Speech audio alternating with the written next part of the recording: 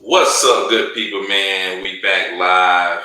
Your real estate investor next door, my guy Cordero, back live. And today, man, we're here to talk about the beginner's perfect wholesale cold calling strip, right? Like as a beginner, what do you say to a seller? Like how do you approach sellers and talk to them about their property? We're gonna break down exactly what you should say to sellers, how we approach sellers, and what's gonna help you get closer to getting your deal as a beginner. Somebody that's trying to step into this thing and you're cold calling. Even if you're not cold calling, you're still talking to sellers. So it's like just understanding what you need to say to sellers as a beginner when you're cold calling or talking to somebody cold when it comes to figuring out their interest in selling their property. And my guy Cordero, man, cold with the cold calling, man, cold with the cold calling. So we're gonna break this down for y'all, man. If y'all got questions, make sure y'all go and let us know. Y'all know how we do it.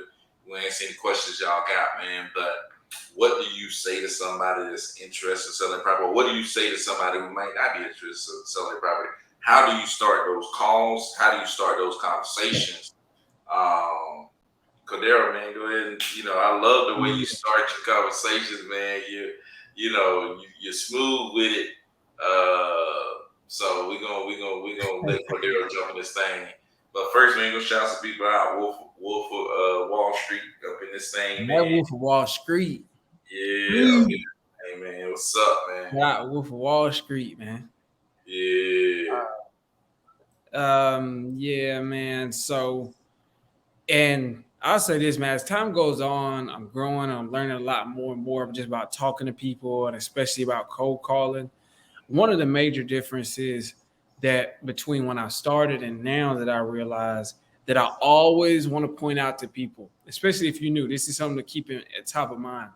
Most people, when they get, especially when they're doing cold calling or just marketing in general, but cold calling, is you get to talking to the seller and you really try to do like two, three, four things at once on that one call. But you got to understand that that cold call, that's just the initial point of contact with that person. You don't have to try to lock them up on that call. The point of cold calling is to you're prospecting. Hey, Anita, what's going on, Anita? But you're prospecting and you're trying to Ali and you're trying to generate leads. That's what you're doing when you're cold calling. And by lead, it means this is a person that could lead to a deal.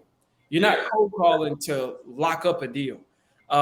And I've locked up deals on a cold call a couple of times, actually, plenty of times, really. The more you in the dialer, the more likely that that's going to happen. It's just like you call it and they just ready to go right there and this stuff fall into place. Perfect. Yeah. But for the most part, it looks like, okay, I'm cold calling to get leads, people who might be interested now, they're ready to go, but we need to follow up. We need to do some more research and give them a call back. They need to do something. We need to set up a walkthrough, whatever it is. Or these is people that said, well, I'm not really ready to go right now, but in 3 months, my kid gonna graduate from school, and then we out of here. We about to sell the house and go. Can you call me back in 3 months? It's like, okay, they're not really ready to go right now, but we're gonna push them over to our lead follow-up system, which is gonna be our CRM. And CRM stands for customer relations management. Whatever, but we'll talk about that down the line. You know what I mean? Or that I use Podio. Byron uses Podio as well. We use special like automations within our podios and stuff like that. But I just want you to get in the mind that a lot of people they be kind of like confused and you don't really know what you're doing on a cold call because you don't realize the whole point of cold calling is just to have that initial contact and go through your list of people, your prospects, and you're prospecting through your prospect to say, not interested, wrong number, don't call me again, DNC, not interested, wrong number, not And you can this. get a lot of that. You can get a lot more don't call me again. I'm Yeah, not interested, all that stuff. And you ever gonna get people who say yes. And yeah. that's the things you gotta get to your brain too, you know.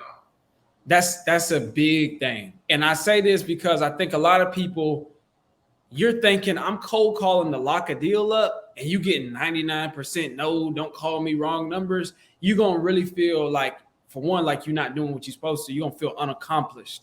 You're gonna feel disconnected from an actual end result while you cold calling, because you're thinking like, dang, I ain't like, not only have I locked nobody up, but most of the people I talked to told me not to call them again. I told me to get out my face. Don't call me. I'm tired of this. Why do you guys keep calling me? Blah, blah, blah, blah. Right? It happens. Just remember that. And I always start with explaining that, because nobody explained that to me.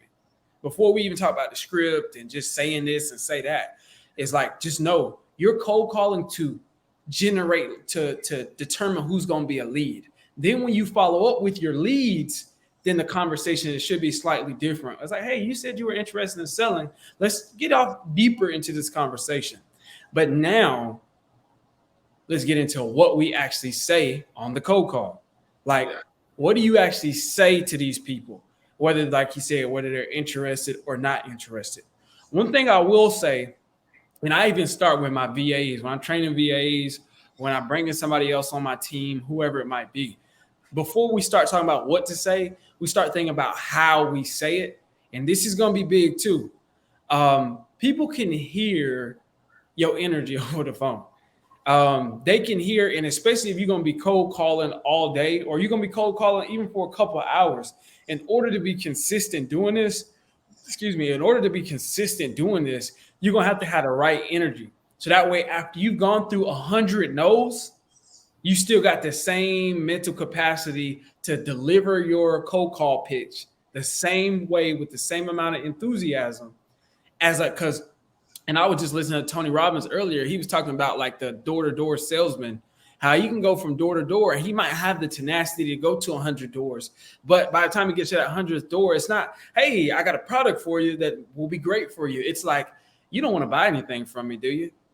And that's the tone. That's what you sound, and you don't want to sound like that. You don't want to sound like, you probably don't want to sell your house. I'm not the guy. And even if you don't verbally say it, what he talks about is in your tone, in your pitch, the way you're talking comes off as that. So this is just one small tip, is to smile while you're talking. Make sure you smile and make sure you come in with that energy. They can hear you smiling.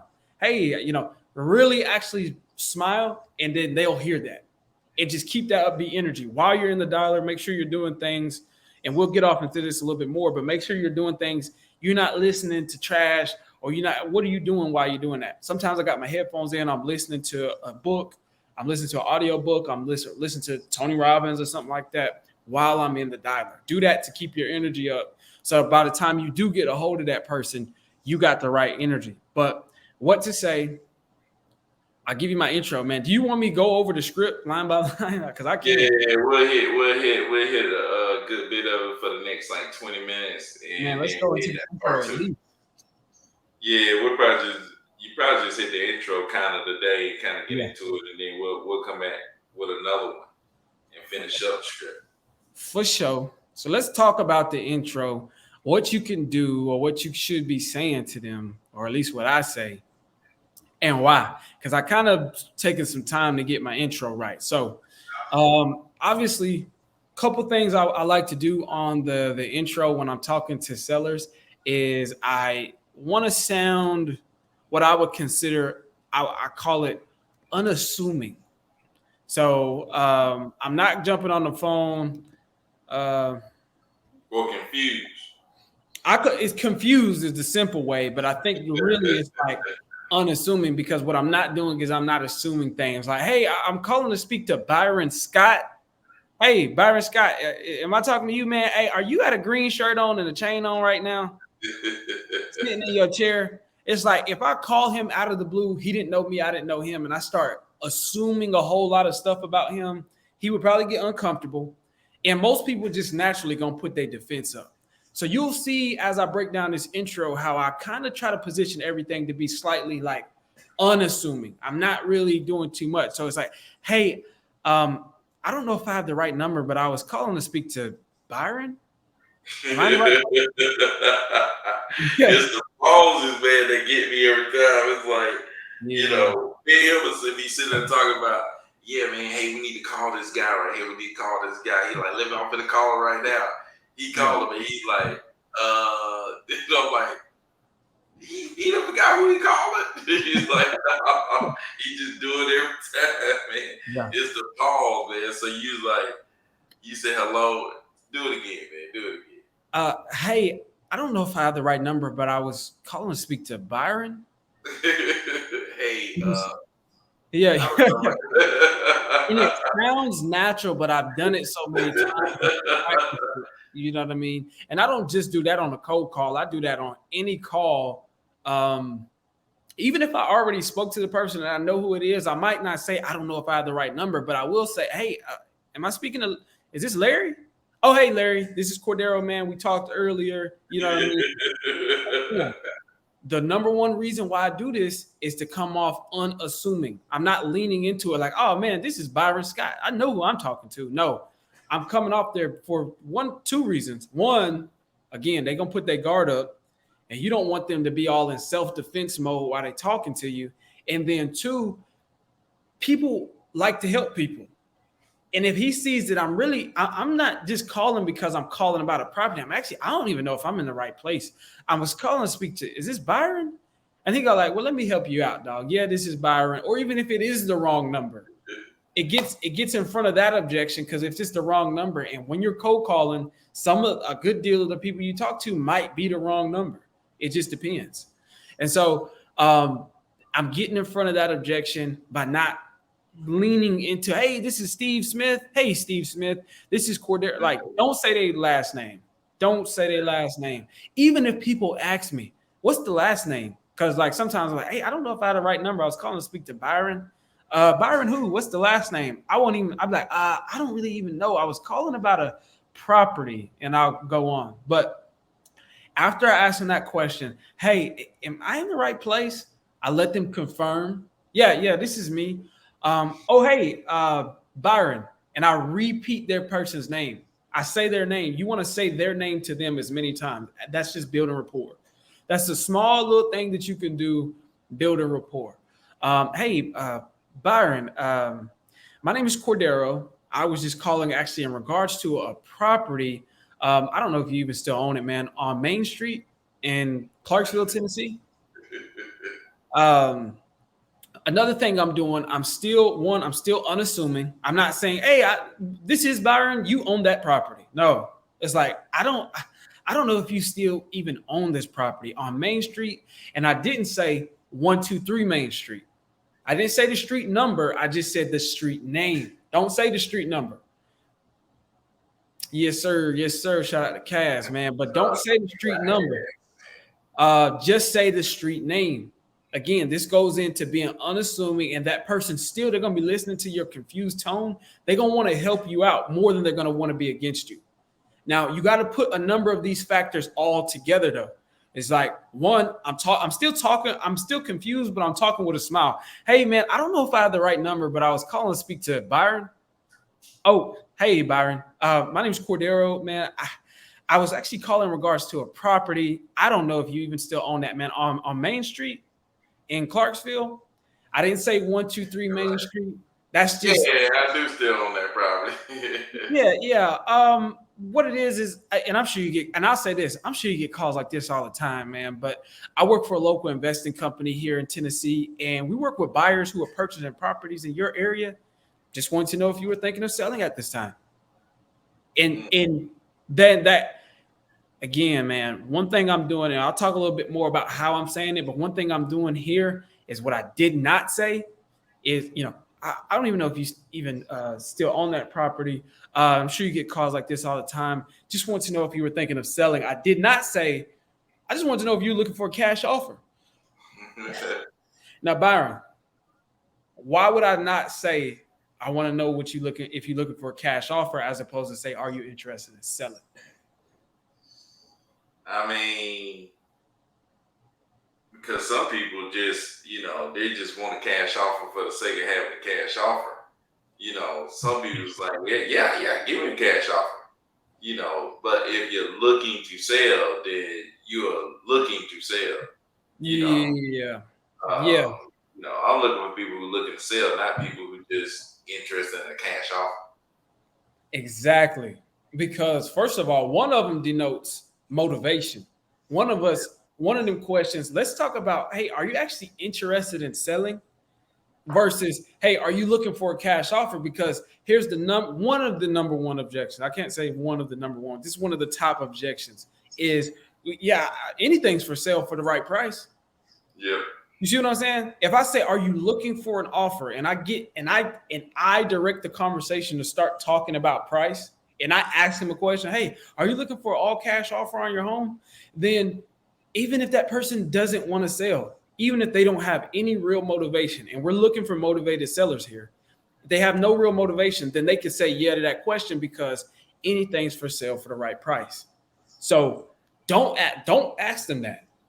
And then two, the biggest reason why I do this is actually I'm playing chess. Once you start off the call like this, by the time you get off into the weeds of asking them questions, what's your motivation, and you done built rapport, you getting deeper off into the actual meat and body of the conversation. They could never be like, well, what's your offer? It's like, well, sir, that's, or they can never start trying to play games or with you or whatever. You could be like, sir, well, that's why I asked you at the top of the call if you were interested in selling. Yeah. They can't say, well, I mean, you called me. No, sir. But yeah, I did call you. But at the top of this call, I asked you, were you interested in selling? And you told me yes. You see what I'm saying? And that happens quite a bit with some people when they get to plan. It's just like, I'm setting this up at the top of the call. Are you interested in selling? They can't be like, well, what's your offer, man? You called me. You want to know? You guys give me, well, sir, I just called. And that's why the first question I said, are you interested in selling? And that's just a better way. That's just a better foot verbally to start the conversation with. Then, hey, are you looking for a cash offer? Now, cash offer might get you more bites, but ultimately, it's just going to pull a lot of people in that waste your time. This really reaches them out at the top of the call. You see what I'm saying? So don't ask about the cash offer. Ask them if they're interested in selling, and then if they say yes, hold on. The word cash gets everyone attention. It gets everybody attention. People that's interested and the people who ain't interested. Exactly. Real talk. You know, especially the people who are not interested. People, and I really just hate. I've been doing this for so many years, and I just found like, bro, when you get to talking to that one person, well, what's your offer? If they get to only talking about the price and they don't even want to kind of discuss any type of motivation or any real reason that they need to sell, then they don't want to talk to me about a problem that I could solve. Then, I mean, there have been, I want to say about 3 times since I've been doing it where that person was all about cash, all about cash. They didn't care about no motivation, no reason to sell, none of that. And the deal worked out. They were just like, man, I don't care about none of that. I don't want to talk to you about none of that. If you can get me this price, then I'll sell. And I was like, hold on, we can actually do that price. And then I bought I was like, what? Okay, I think we might be able to make that happen, and it worked. But that's so rare. You waste a lot of time talking with them. One thing, two things I want to mention. One, notice too, I gave him the info right there, him or her, whoever you're talking to. I work with the local investing company here in Tennessee, Georgia, and we work with buyers who are purchasing property in your area. I didn't say I'm a buyer looking to buy your property. Now, this right here, we're establishing this in the intro. So that means I'm telling them this up front. So ain't no, are you guys wholesalers? Are you are you going to be the buyer? Well, like I said at the top of the call, sir, I work for a company, and the company works with buyers. You know what I mean? It's like our company works with the network of investors who are purchasing property in your area. And just wanted to know if you were thinking of selling at the time. That's after this person has established that they do own it. They do, in fact, own that property. This is who I'm talking to. And I'm just unassuming. Oh, I'm glad I got you, man. I work for a company, a local investing company here in Tennessee, and we work with buyers who are purchasing property in your area. Just want to know if you were thinking of selling at this time. Yeah. And then boom. You know what I mean? And establishing the expectation up front, a couple of things. One, that we work with a group of buyers, that we're not actual buyers. Two, are you looking to sell that property? You know what I'm saying? Just establish some things up front, saves you on the back end, letting people know where you stand up front, kind of kills all the other stuff. before you get into the conversation. You don't really need to waste your time. Exactly. And that's why the whole intro of my script is written out this way in particular, because I know that there are a couple objections that we're going to deal with. Just get in front of them. The wrong number objection. This is the wrong number. Oh, my bad. I don't know if I had the right number, but I was calling to speak to. Or, yeah, that's my property, but blah, blah, blah, blah. Hey, I don't know if you even still own it. I sold that. You're going to get that often, the wrong number or sold. Yeah. You're gonna get that, but I'm asking questions to kind of soften the blow if they do get that. But if they get past all of that, and then we get down to the real nitty gritty, it's hey, just want to know if you were thinking of selling at this time, and not are you interested in cash offer? And then if they say yes, what I say then, and this is important, this is still a part of the intro. This is a big important part of the intro. If they say yes to that question, then if they say no, okay, thank you for your time. Have a great day. Bye bye. Keep it pushing.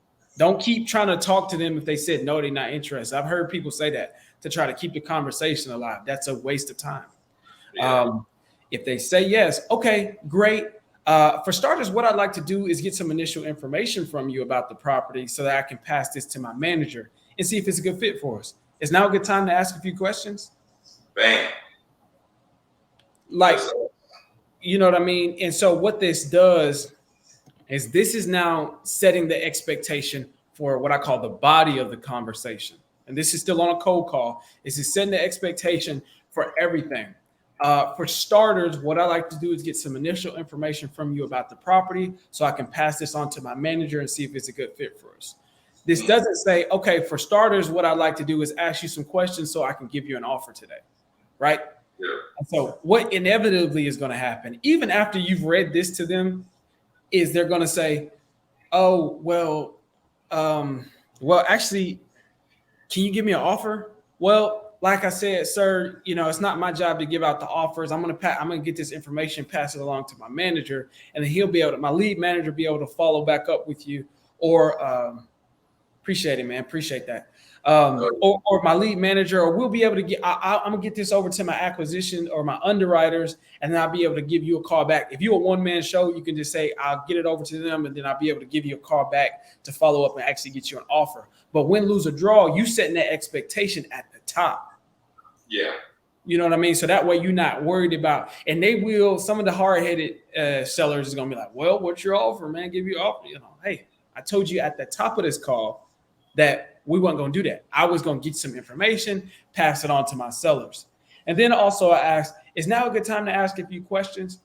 What you don't want to do is just start asking them questions and they on their way to pick up their kids or drop their kids off, or they go on their way to work, or they at work and they got this far. They're going to be real frustrated. And you setting yourself up for failure. I've done that too many times. Just went right into, hey, is this your property? All right, man. Just wanted to know, what's the condition?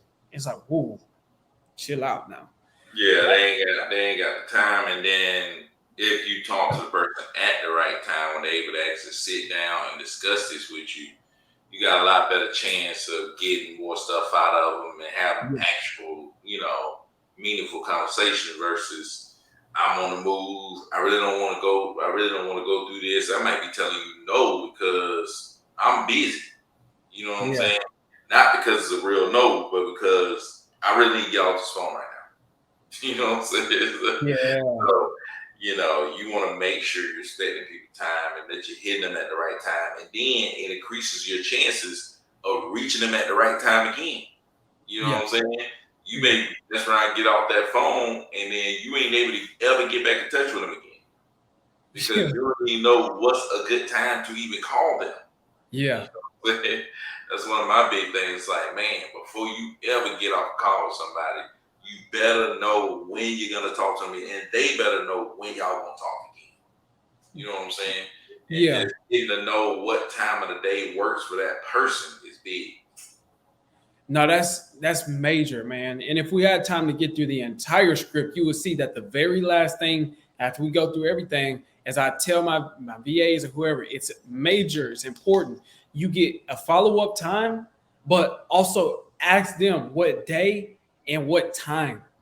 So that way that they verbally committed to you. Like, call me call me Thursday in the morning before 10 or in the afternoon after 6. So that way in their mind, they're like, well, I already told, like, when that day come, they're like, man, I told somebody to call me back at this time. They're expecting it. And so it increases your chances or likelihood that you'll be able to get on the horn with that person again. But that's big, man. And two, to the point of rescheduling a time, and this is at the top of the call. If we've gone through this whole intro and they said that they was interested, I was like, it's now a good time. They're like, man, make it quick, man. Hurry up, hurry up. And I'm like, wait, whoa.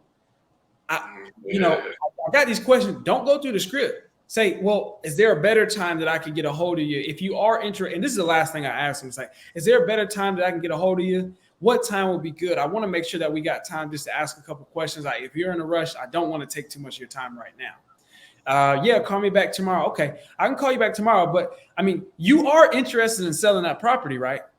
Yeah, man, call me back tomorrow. If they say, yeah, call me back, then that's the person worth calling me back. But if they say, call me back, and I say, you are interested in, selling that property, they're like, not really, but, I'll see what you got to say. I'm like, you might not get a call back. You might just get put back in the rotation. But call them back, though. But still, it's just knowing at the top of your head, it's just like, this person might not be so hot. But take as many opportunities as you can, especially in the beginning. That's why you cold call it in the first place. So definitely do that. But yeah, that's the intro of the call. And you can see I'm setting the whole point, and you'll look at the rest of the call is I start asking about condition, time, motivation, price, and then I get them with the outro. Okay, I'm gonna get this information over to my team, set up the follow-up call, and then say, this is our company, REI Group. Thank you, yada, yada, yada. We'll talk about that another time. But this is the intro. And the point of this whole intro, you playing chess. You're setting every question I got in there is set up because I know what their next statement is going to be. I know what they're about to say next. So I'm going to get in front of it. And so before you even get to the point where they asking you silly things like, are you the person going to be buying the property? Well, sir, I told you I work for a company who works with a group of investors. All of this is already in the intro for you. So you ain't got to worry about that. Just say it like this, and you can get through the call for sure. But one thing I do want to say, if we got just a minute, is rapport. Building rapport by mirror tonality. There's three things you got to do at the intro, because the first, what they say, like the first 10 seconds of the call gets you the next 30 seconds or something like that. You're sounding unassuming. You're not coming in assuming that it's like or curious or confused a little bit. I don't know if I had that. You're doing that. You're talking with a smile, and you're also mirroring their tonality. Now, this is as simple as matching their speed that they're talking and the volume at which they're talking, right?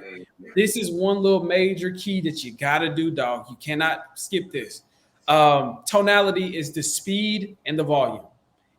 Tonality is a wide range of things that encompass in the concept of tonality. Because I'm from the South, and sometimes you talk to somebody, you might get somebody talk from Atlanta, talk like this or something like that, or you might get you a country boy and he talking like this, and you gotta that falls into the realm of tonality as a person's accent and how close you can get to their accent, but in a simple way, because everybody can't do this. Especially with the VAs, I can't teach them to mirror a country accent. So it's just the speed at which that person's talking, their tempo, and the volume. So if you... Yeah, it's just like the guy you ran into the day you talked to earlier. He was at a construction site or something. He's like, hello?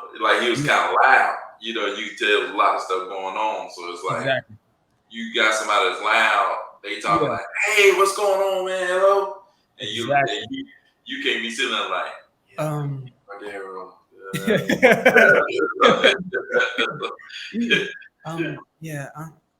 was calling to speak to such and such, man. It's like, that's not going to work. And maybe he just, especially if you hear that his background is loud, he might not even hear you at all, let alone he been yelling at people. People been yelling at him all day. You just not meshing. Don't do that. To the best of your ability, come up to their volume and their speed. You might catch you a loud New Yorker. No offense to anybody. I have a Caribbean accent, and that's wonderful. Accent is the hardest thing to mimic when it comes to tonality. but volume and speed. If they're talking fast, talk fast. And you get a loud guy, hey man, yeah, this is Cordero. I would just want to give you a quick call about the property on Main Street. Are you still interested in selling? That's more like a lead follow-up intro. But but if it's a old lady, hello, I'm saying, oh, hey ma'am, I'm sorry, I don't know if I have the right number. I was calling to speak to Sarah. Am I in the right place? I'm still unassuming. I'm still smiling, but I'm not loud and I'm not talking fast. I slowed it down for her because if she's hard of hearing, it'd probably be easier if I talk slower and clearer but a little bit more quiet, right? Even got a little bit closer up to the mic, which I will do. That's big when you do tonality, because like my lady from whoever that is from the Caribbean, you cannot just do a country accent. You can't pull that out no more than I could just do a Jamaican accent or Caribbean accent or whatever. It's like I couldn't do that, not well, and get away with it. So I can mirror that person's like their volume and their speed. That's all you got to do. And the better you get at doing that, the more responses, the better your calls will go. Even the calls that they're not interested. I was in a dialer earlier, and there were people who were just, even when they're not interested, it's not like, oh my God, I'm tired of you guys calling me. They could start off frustrated, but once I mirror their tonality, I'm talking with a smile, and I'm just communicating with them like a human being. It flips on his head. Well, about some people just like, how did you get my number? Why do people keep calling me? I'm not interested. Oh man, I'm so sorry about that. You get calls about this all the time, probably. Yeah, I do. How do you guys get my number? Well, I'm sorry, man. I don't know how the other companies are getting your number. But what we do is we're kind of reaching out a particular area because our investors are buying in this area. But I absolutely apologize for that. And I can tell, you're not interested in selling. Do you have any other property that you want? No, I don't.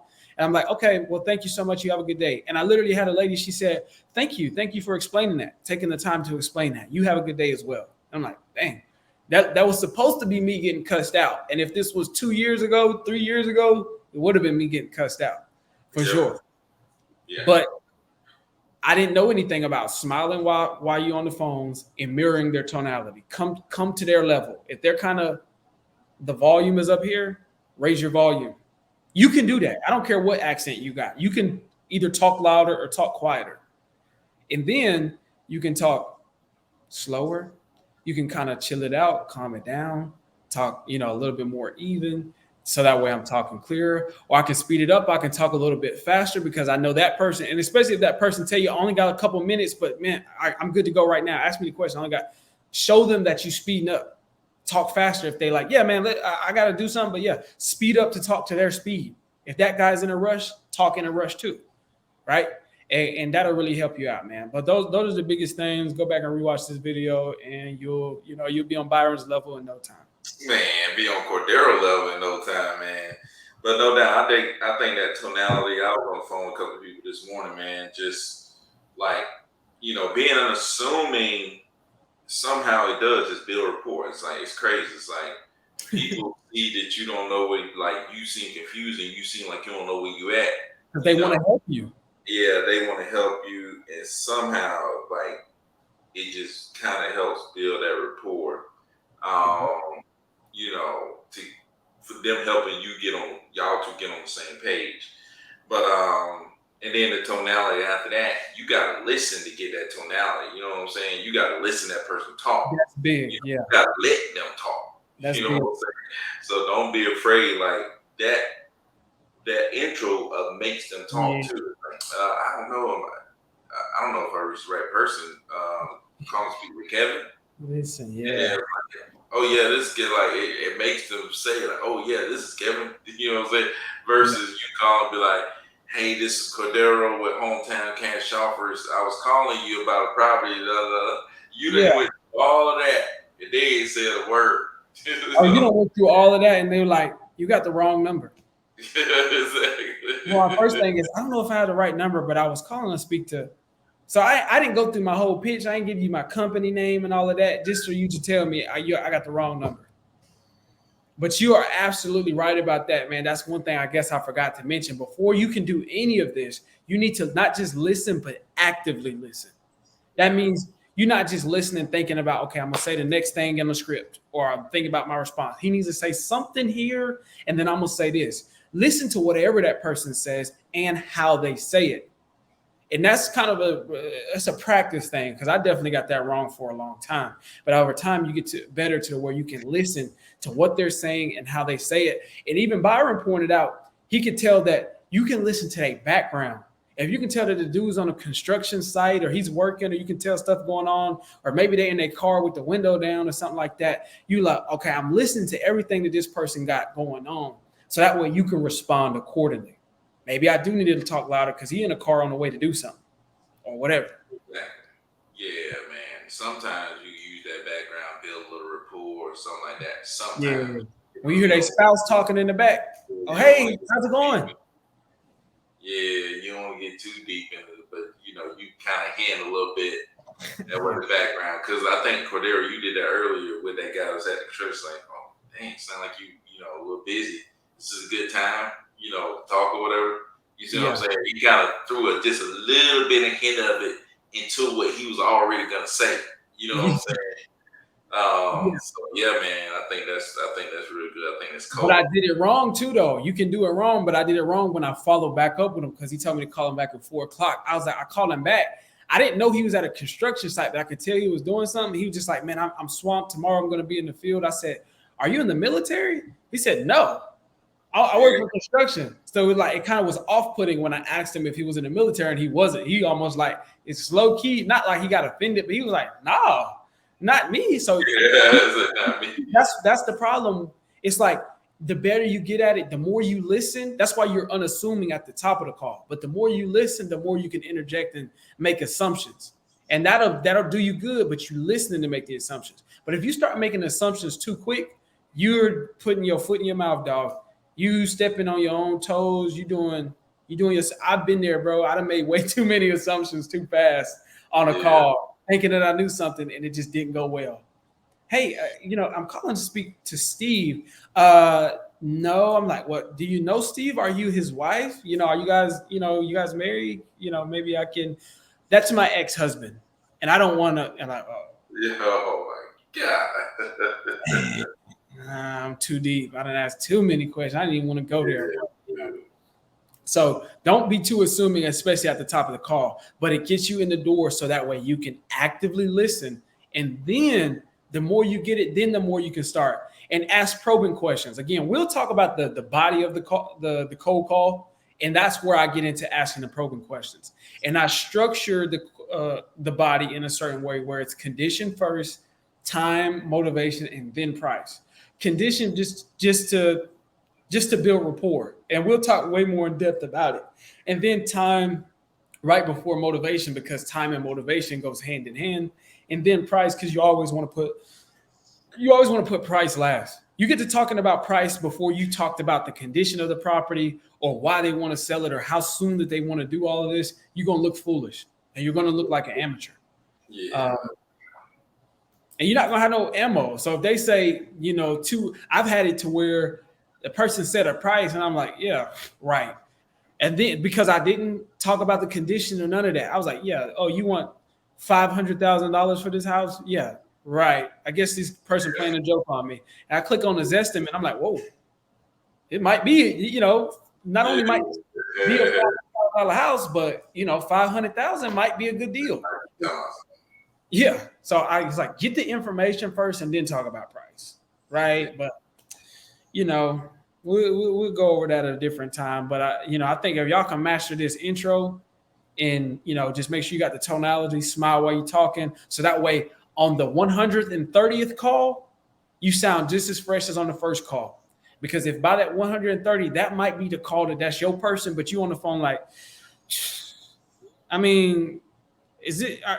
You probably don't even want to talk to me right now, man. You don't want to sell your house, do you? You don't actually want to. You don't have a problem. It's like you're putting off negative vibes. Like, make sure you're able to do that. And I used to play the Nintendo Switch while I was in the dialer, and just be on that thing. Call come in, pause it. Yeah, hey, how can I? But now, like I said, I'm listening to positive things and making sure that I'm keeping my head above water while you're in the dialer. You got to do that the whole way. You got to do it.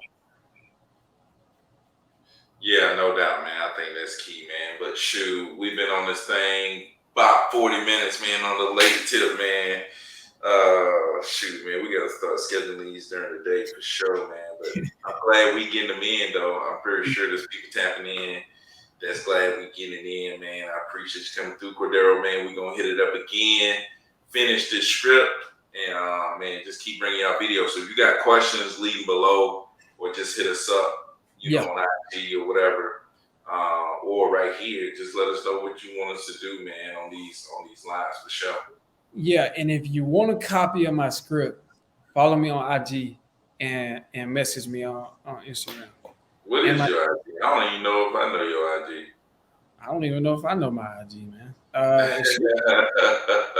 Cordero Martin 615. I think I gotta get like better. We gotta figure out a way because I'm not good with my technology. But man, you see, Cordero, trash on the I'm trash on the IG, so I'll start posting stuff. But hit me up on there, inbox me. I'll give you a copy of my script if you want it for sure. Yeah, man. This I'm telling you, man, Cordero cold on the cold call, man. So on any call.